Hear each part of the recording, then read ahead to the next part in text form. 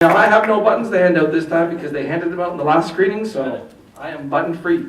But Mike is a returning filmmaker. If you were here last year, you'll know that his short Spooks Players played. And Mike's back again with the director of this film. You want to tell them about the film? Yeah, the film is a kind of fly-in-the-wall episodic look at the life of the final girl in slasher movies. And basically it kind of starts from that traumatic incident and how she kind of reacts to it afterwards. So yeah, that's the film in a nutshell. And I know you got a lot of your cast and crew here. Cast and crew, wave your hands, get all loud. These guys are all here, so make some noise and hoop it up when you're happy with the short, and let them know. Give them lots of love. And did anybody bring anybody up to talk particularly, or are we good? No, I think we're good. All right. Anybody want to come up? Does anybody have any nasty or particularly unsettling stories about our director? Well, no, I find that very hard to believe. Everybody's. Anyways, guys, without further ado, here we go.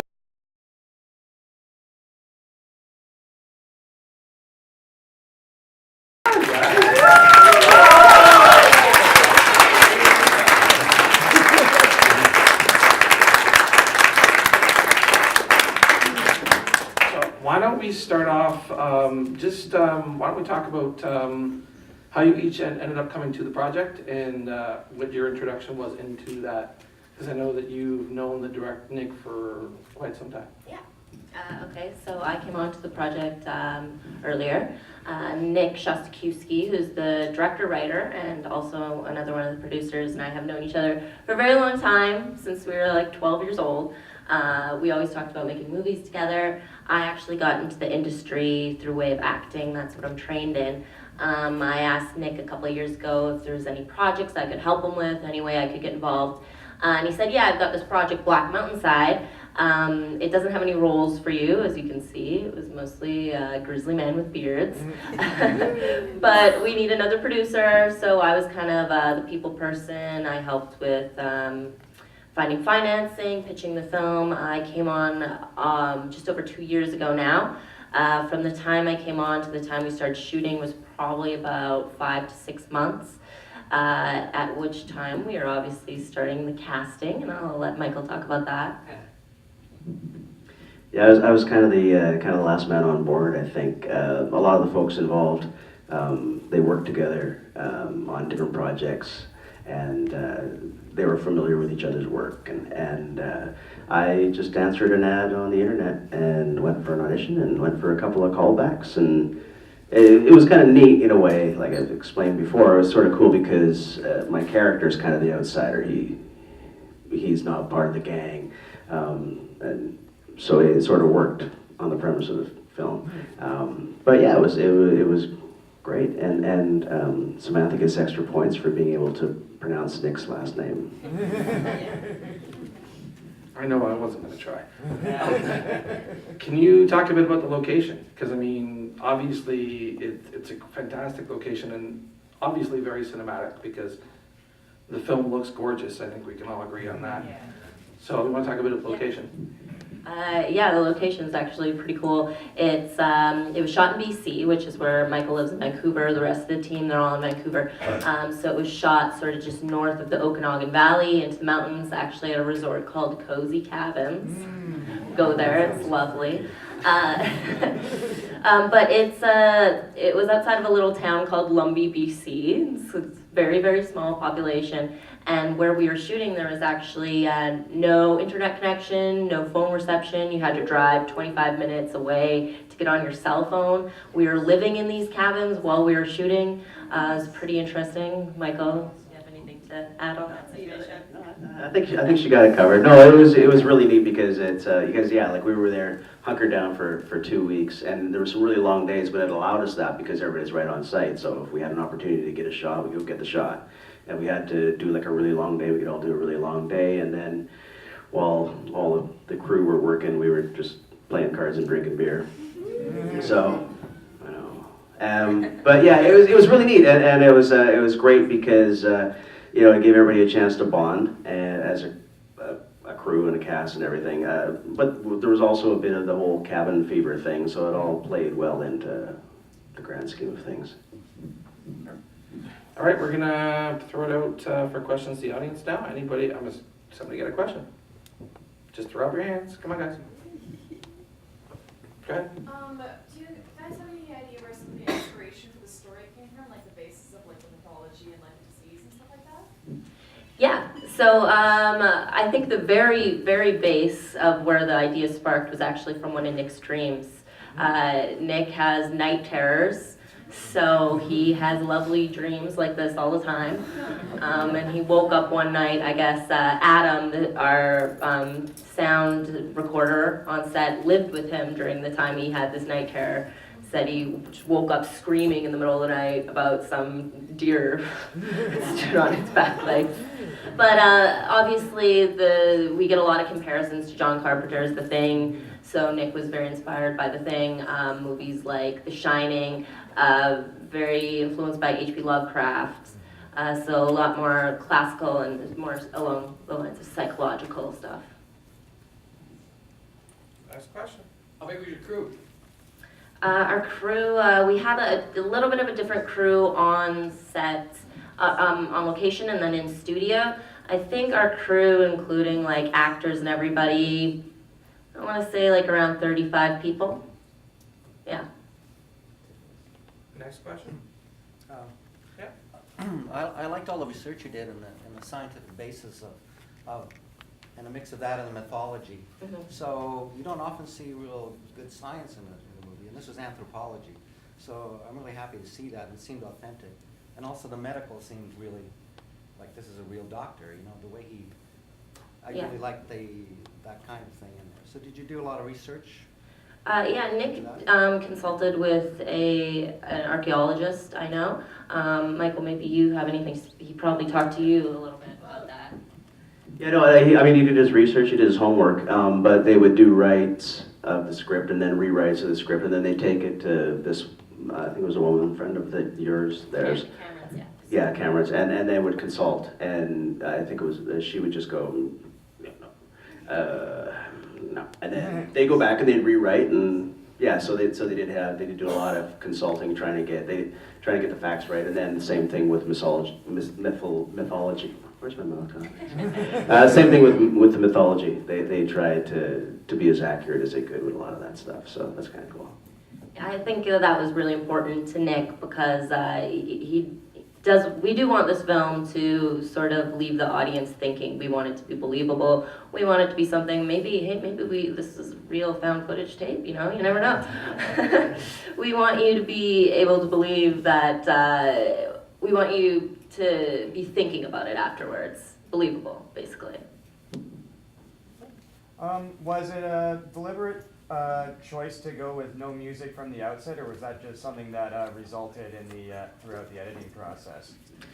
So that was definitely a deliberate choice. There was much talk between Nick and Cameron about that choice. We ended up going with no music for the same reason. You see a lot of wide shots, you don't see a lot of cutaways. We want it to be like the audience is right there in the action. You're another character watching. We don't want you to be told how to feel with the music. We want you to be able to think your own thoughts, whatever thoughts you have about the situation. We want you to be able to digest it. And same thing with the cutaways. We don't want you to see what to look at. We want to kind of make you almost more uncomfortable, build up the tension by making you sit there in silence thinking about what you saw. It looks like you have a lot of Steadicam shots going from the outside to the inside. So now I'm wondering which parts were the studio parts? Oh, so most of the cabins that you see were actually on location, but in terms of studio, we built 2 of the rooms. So we built one room, and it was used as the doctor's office, and it was used as the kind of like hangout room, poker room, yeah. Common area. Everything else was in the cabins that were there, yeah. Why did you choose to build these 2 rooms and not use locations? It just didn't work out. No, we didn't have the correct space, and items out there. So the stuff we did in studio, we built the studio inside of like a prop house out in Langley, so there was lots of stuff at our disposal there. So it's just a lot easier. Another question? Okay, this might just be a nitpick, but, and like kind of a throwaway part to the rest of you, but when all the characters have arrived and they're looking at the slowly unearthing building, a little part inside of me screamed when one of the guys threw his cigarette butt onto the side. Yeah. Was that a purposeful thing, or did that just slip by? You know, I don't know. I don't know. Nick might be able to answer that. I actually watch that every time I watch it too. I think it's kind of funny. I think the actor made a choice. Okay. Yeah. And I remember when we were doing the rehearsal for that, and he would do that, and I was like, dude, oh, okay, because he's the working guy, he's not the archaeologist, and it was just more of a lack of respect for the thing. Yeah, but none of the other guys freaked out. So Yeah.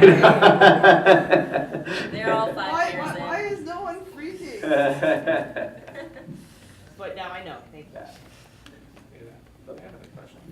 Why don't you guys talk a bit about Dear Man?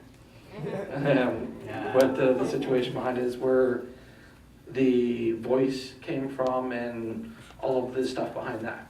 Okay. So Dear Man is a puppet. We wanted to go with practical effects. We didn't want to do any CGI. To do CGI well, I mean, takes thousands of dollars anyway. So yeah, we wanted to stay true to our kind of throwback to classic horror, keep all the effects practical, minimal. So that Dear Man was a bit of a struggle. He ended up looking pretty cuddly at first. When I showed up to set, he kind of looked like a lamb. I mean, his ears were actually like floppy. So I actually like sheared him myself, and I threw blood on him and tried to prop his ears up. But the voice is pretty interesting. The voice is actually a 19-year-old kid. He's tall, skinny, and that's his voice without any filters. That's him. Yeah, so that's pretty cool. Some of the wind effects that you hear in the film are actually him whistling through his teeth, and we ended up just using that. He's pretty talented. How was the effect done for his arm? It was a prosthetic arm. Oh, was it? Yeah. Which was also kind of an interesting story. I mean, being on the lower side of budget, we only had one prosthetic arm. So it was like one shot to get it done. Also, our AD happened to be away on the day that we were doing the arm chop scene. And so Nick, the director, decided to go ahead and use a real axe instead of the prop axe. Maybe Michael can talk on that. That was a kind of a tense day. Yeah, they were determined to do, real, not CGI stuff, which going in, reading the script, you kind of thought, oh, okay, and then we'll do this, and then we'll show up in post. But yeah, they wanted to do everything. And that was one of there's a few shots, and I was blessed enough to be part of them, where it was kind of like a one-shot deal. So it's like, okay, we got one take, don't screw up. And that was one of them. And yeah, we rehearsed it over and over and over again, and we went through it and through it and through it, and it's like we have this prop arm, and if we screw it up, and it was kind of interesting because we went to shoot it, and yeah, there was a real axe, and there was a guy sitting like right beside it, and I'm the guy who has to chop his arm off, so there's a little stress there, and I can't screw up because we don't have another prop arm. So a little stress there. And anyway, so we have it all rehearsed over and over and over and over again. I was like, okay, we're gonna shoot it. And I think, sounds a little weird, but we had a safe word. And the safe word was, I think, red. And if anybody, for any reason, saw something going wrong, you were supposed to yell, red. And then everybody just stops what they're doing, freeze, and then we'll figure out what's happening and we'll go again. So it's action and rolling and action, and we start doing it, and we go through this whole thing, and we hack the guy's arm off, and then we're all standing around afterwards kind of like, and then and Nick or Cameron came in and said, "Did nobody hear us scream red?" And we're like, "No," and I think Carl did. And Carl's like, "I did. I wasn't stopping." so yeah, it was a whole kind of a weird shot, but it worked, I think, served the purpose. We did end up doing it twice. Yeah. Our prosthetics guy was talented enough to patch it up and make it still But look we used okay. the first one. Yeah. The first Did one we? you see, yeah. Yeah. It's the actual first take. So why did they call red? Well, I'm not sure if I want to say it if you didn't see it. Oh, yeah. I would have no idea. Really tiny slave mishap. Yeah. Yeah. I'm not gonna It was say. just something like they might have seen something that they were thinking, oh, let's try again, but yeah. And we had no idea where it was. You'll have to watch it again. Yeah, I don't know if you'd pick it up on screen because they were sort of sitting offset. But yeah, Carl apparently heard it. I did. Nobody else did. So, Michael, exactly how much frustration did you get to take out when that head crushing scene came up? You see, that was one of the other scenes that I couldn't screw up. So I got to take out a lot. There was the arm chop, there was the head smash, and then, and as it turns out, the final scene, that was one of the last scenes that we shot, and the whole time I thought it was a one take. Because with the way it's written in the script, it's like he walks down through this pristine valley. So no one has walked here for years, and all fresh snow. Seeing the final cut, you realize it's not such a big deal, but when I'm doing it, I'm thinking it's one take, because if I screw up, there's already a set of tracks there, so it looks stupid. Didn't play out in the final cut, but anyway, the head smashing scene, yeah, that was a good chance to vent. But yeah, it was, and Tim Lyle, the actor who plays McNaughton, he always gives me a hard time about how much fun I look like I'm having smashing his head in, but it's nothing personal. I love the guy, he's wonderful. Do we have any more questions? All right. Let's have a big hand for Michael. And we want to thank you guys for coming out. And we want to thank Kurt and the Blood and the Snow guys for hosting this festival, because we think it's awesome. We're thrilled to be here. I met Kurt in Montreal back in the summer, and we talked about it, and I said, you know, if we get in, I'll be there. And I just think it's just awesome. Like I said earlier today, you know, film festivals are great. If they support independent film, that's awesome. If you support Canadian film, that's better yet, because that helps to build a community. And I think well, thank you guys for coming out, and thank these guys for hosting this, because what they're doing is really cool. And thanks for supporting me. Yeah.